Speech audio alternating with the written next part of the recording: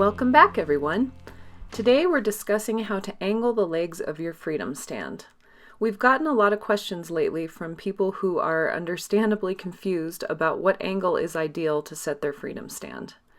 In all of the pictures we post and the customer pictures, it seems like every Freedom Stand is set at a different angle. The truth is, there is no exact way to angle your Freedom Stand legs. You just have to find what works best for you. In this video, we'll show you 3 examples to give you a better idea of how to figure out your perfect angle. First up, we're going to show you what happens when we put the legs in a practically vertical position. We've found that if you are putting 200 pounds or less in your hammock, you're really not going to have a lot of restrictions on the leg angle. Cal weighs about 180 pounds. And as you can see, the legs are holding strong. There's a teeny tiny bit of bowing, which is completely normal and even desired with the 7001 aluminum.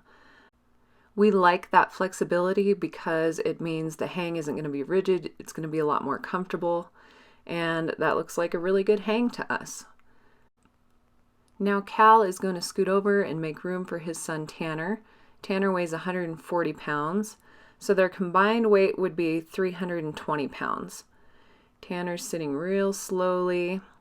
Watch what's happening with the legs. They're bowing quite a bit more than they were with just Cal in the hammock.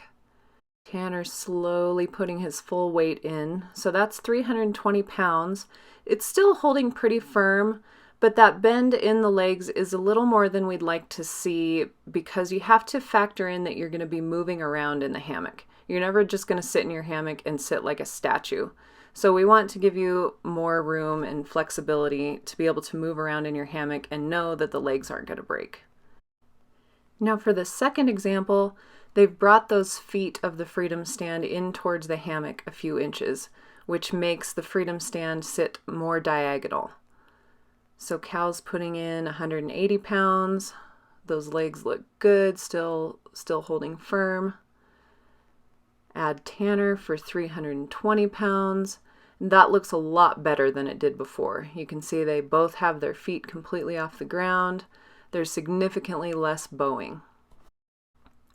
Now for the third example, they're going to really bring those feet in underneath the hammock. This is going to make the Freedom Stand significantly more diagonal than it was before. So the more weight you're going to be putting in your hammock, the more diagonal you want those legs of your Freedom Stand. They are taking advantage of that Freedom Hub and how easy it is to adjust. There's no tying or untying of knots. All the cordage just adjusts right there at the hub. And now we have it set for the final example.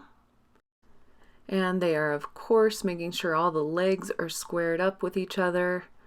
They're going to sit very slowly as per usual for safety's sake. Cal's putting in 180 pounds now. Add Tanner to make 320 pounds. And those legs are barely bowing at all. We would feel completely comfortable adding even more weight to this hammock or moving around in our sleeping bag or attaching underquilts. This looks like a very solid hang. Thanks for joining us, everyone. We will see you next time.